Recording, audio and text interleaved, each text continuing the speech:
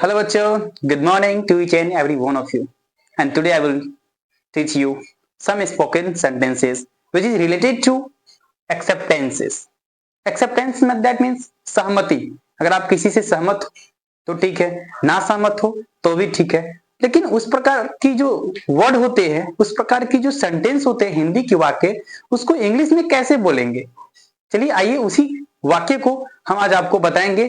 7 8 10 ऐसे सेंटेंस है जिसको इंग्लिश में बोलना जान जाएंगे तो बहुत इजी रहेगा। हम ये कह रहे हैं कि प्रत्येक पॉइंट पे कम से कम नाराजगी से लेकर के, ऑर्डर से लेकर के, रिक्वेस्ट से लेकर के, एक्सेप्टेंस से लेकर के, जितने भी पॉइंट बन रहा है, आपकी वर्ड जो बन रहा है, सबसे 7 8 10 सेंटेंस ऐसे याद कर लीजिए, थोड़ा सा रिमेंबर कर लीजिए, उसको थोड़ा सा प्रैक्टिस कर लीजिए बोलने का, ताकि जिससे इंग्लिश बोलने में बहुत आपको आसान होगी, बहुत ज्यादा आसान होगी बोलने में।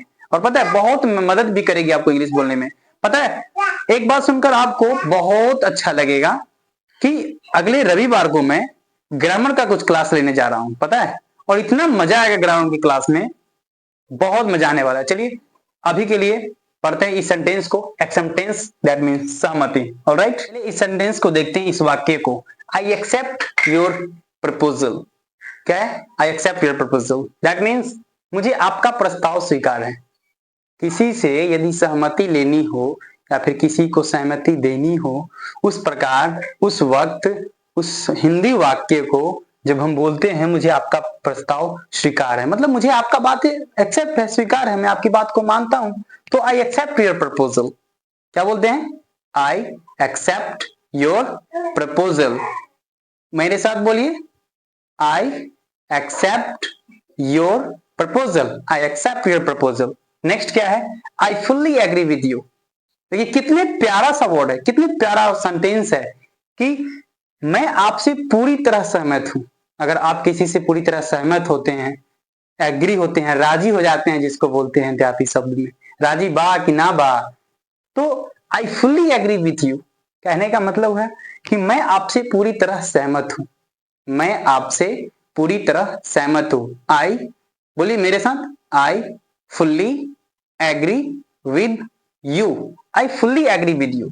नेक्स्ट है आई हैव नो ऑब्जेक्शन। देखिए ये भी कितना अच्छा वर्ड है, बहुत अच्छा अच्छा वाक्य, ऐसा ऐसा वाक्य बोलिए। मैं तो कह रहा हूं ना, अगले रविवार जो आ रहे हैं 16 तारीख को, मैं इसमें ग्रामर सेक्शन बनाने वाला हूं, ठीक ना। सिर्फ यही नहीं चलेगी आपकी, आप ग्रामर सेक्शन से भी जरूरी है। Grammatically is very important, like to write in English.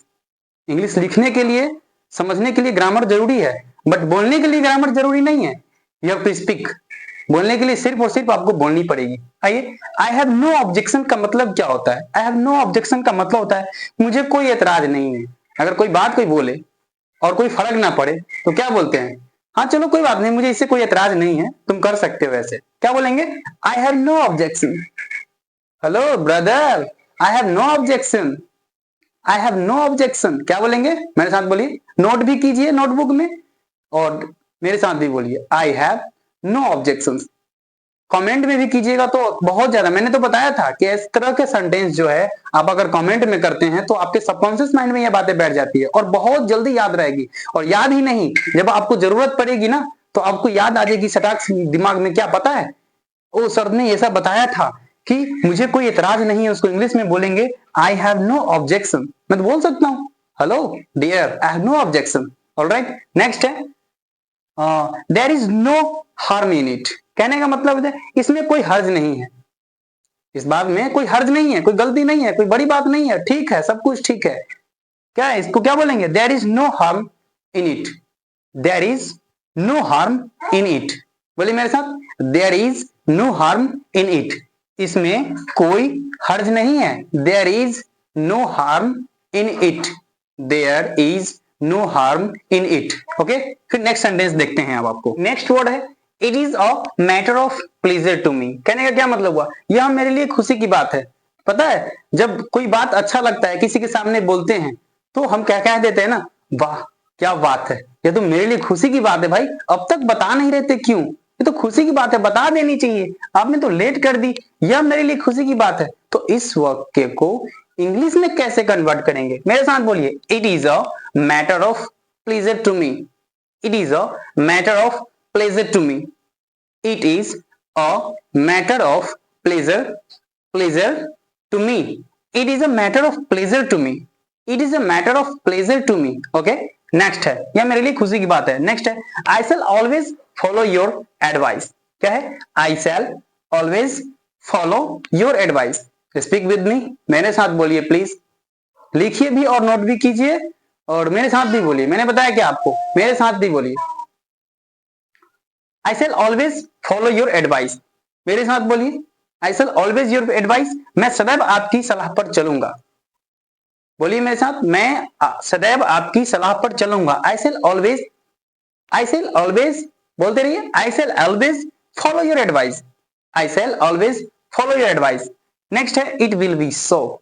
कितनी मस्त वाक्य, इट विल बी सो, ऐसा ही होगा।